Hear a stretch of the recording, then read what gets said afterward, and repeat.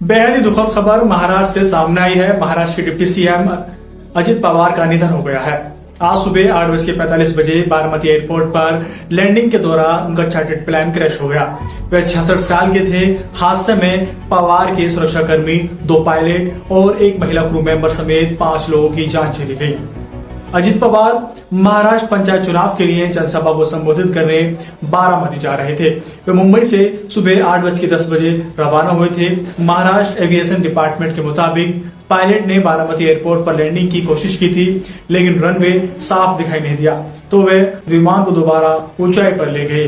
पहली कोशिश नाकाम रहने के बाद बारामती के रनवे 11 पर दोबारा से लैंडिंग की कोशिश की जाती है। इस दौरान विमान रनवे से फिसलकर क्रैश हो जाता है और उसमें आग लग जाती है। अब तक मिली जानकारी के मुताबिक लैंडिंग के दौरान पायलट ने कोई इमरजेंसी सिग्नल नहीं दिया था। उसने मैडे कॉल भी नहीं किया था। महाराष्ट्र के सीएम देवेंद्र फडणवीस बारामती पहुंचे और उन्होंने स्कूलों की छुट्टी और 3 दिन की राजकीय शोक की घोषणा की।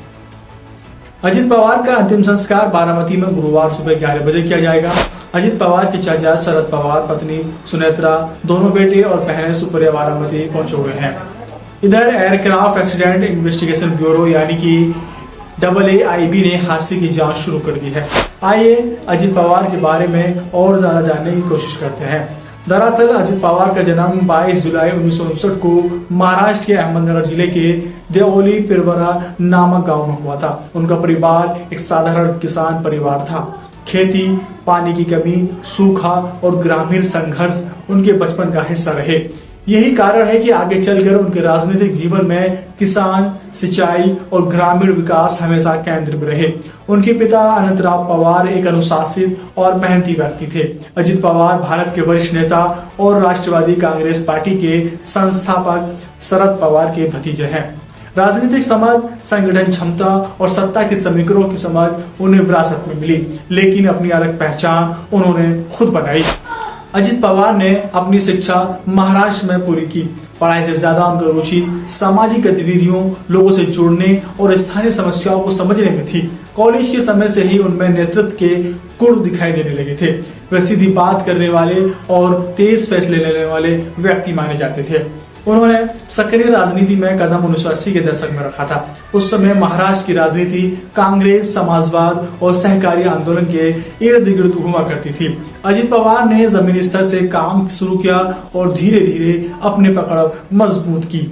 1991 का साल उनके जीवन में बड़ा मोड़ लेकर सामने आया, जब वे पहली दफा बारामती विधानसभा क्षेत्र से विधायक चुने गए थे।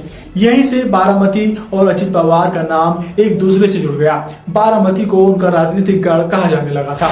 आज बारामती को महाराष्ट्र के सबसे विकसित ग्रामीण क्षेत्रों में गिना जाता है और इसके पीछे अजित पवार की भूमिका को नकारा नहीं जा सकता।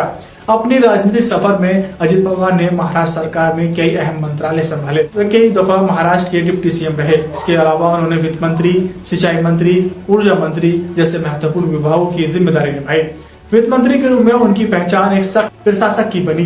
बजट पर मजबूत पकड़, खर्च पर नियंत्रण और परियोजनाओं में अनुशासन उनकी कार्यशैली का हिस्सा रहा। सिंचाई मंत्री के तौर पर उन्होंने किसानों के लिए नहरों, बांधों और जल प्रबंधन की परियोजनाओं को प्राथमिकता दी।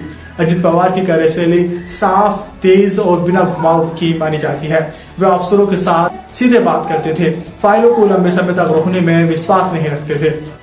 अजित पवार का नाम भी सिंचाई परियोजनाओं, राजनीतिक बयानों और सत्ता समीकरणों को लेकर कई बार विवादों में आया। इसके बावजूद वे कभी पीछे हटने वाले नेता नहीं माने गए।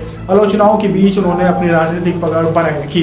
अजित पवार को महाराष्ट्र की राजनीति का एक बड़ा राजनीतिक खिलाड़ी माना जाता था। अंत में कहा जा सकता है कि अजित पवार का जीवन संघर्ष, सत्ता, विवाद और विकास का मिश्रण रहा।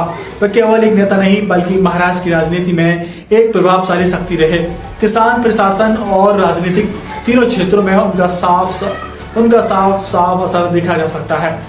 प्लेन क्रैश में मौत होने के बाद अब यह आवाज शांत हो गई है। उनकी मौत पर कई बड़े नेताओं ने दुख जाहिर किया है और कई बड़े नेताओं ने जो घटना हुई है इस पर जांच करने की बात कही है कि इस मामले की जांच होनी चाहिए।